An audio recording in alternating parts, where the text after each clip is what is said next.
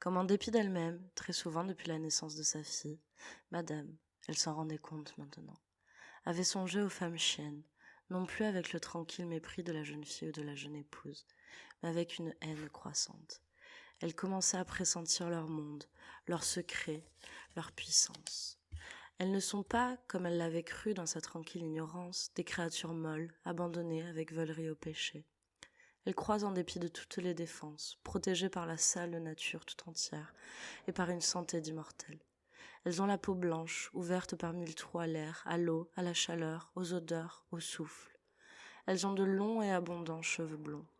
Elles sentent fort, leur bassin est large, et c'est la mer, pleine de laitance et d'humeur, qui se tourne et se retourne dedans. Leurs yeux transparents ne clignotent pas. Ils aspirent et rayonnent d'une lumière angélique.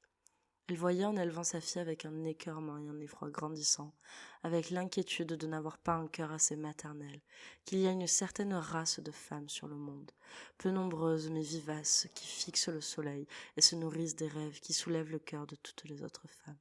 Elle voit partout des signes qui les aident à mener impunément leur destin. Elles causent avec les choses, elles ont des complices dans les charmes de la terre, elles nous échappent, elles se suffisent. Elles n'ont l'air bénignes et pures que pour mieux dérouter. Elles n'existent que pour engloutir, non pour donner, et ce sont elles qui offrent le plus séduisante et séraphique image du don.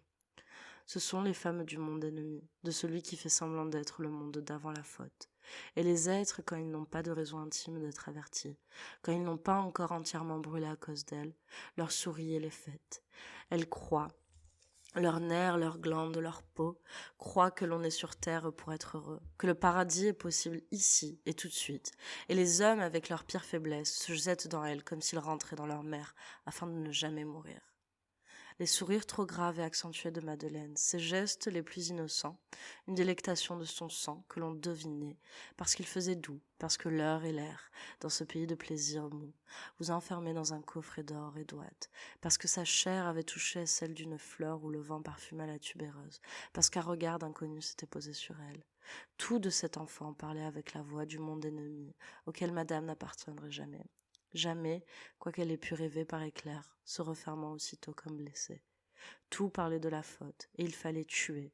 Jésus, il fallait étouffer, en dépit de la tendresse maternelle, il fallait empêcher. Voilà où m'a plongé la sainte maternité. Mon Dieu, vous m'avez déchiré le ventre que pour mieux me déchirer l'âme. Et plus Madeleine grandissait, mieux se précisait en elle la race des femmes ennemies.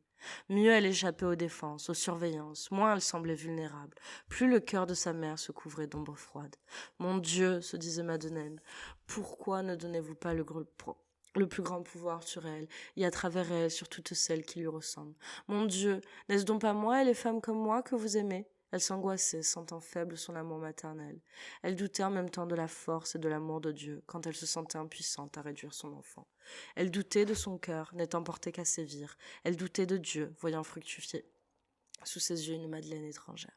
Elle gravissait 2 calvaires à la fois depuis son accouchement, et elle était seule, car ce n'est pas à monsieur qu'elle aurait pu se confier. Il posait de temps en temps un regard ravi sur la petite, l'appelait Béluguette, Étincelle, puis s'en allait pêcher la dorade ou pincer des œillets. Égoïste, absent, vide.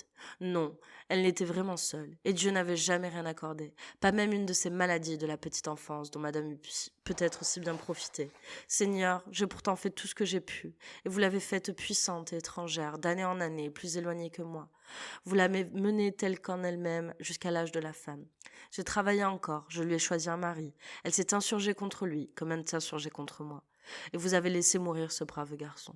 Et voilà où nous en sommes, au moment où je croyais enfin pouvoir souffler, au moment où je croyais qu'elle faisait amende, où je lui pardonnais tout, apprenant qu'elle entrait au couvent. Le diable l'atteint. Le père Minois m'a raconté cette histoire horrible du médecin, de cet Antoine Billet. Mais je savais que le diable la tenait. Je vous le disais depuis toujours, vous ne vouliez pas m'écouter, Seigneur. Maintenant vous le savez, et tout le monde le sait. Et il faut que je sois publiquement humiliée. J'ai souffert toute ma vie, que le surcroît de souffrance que vous me donnez soit béni.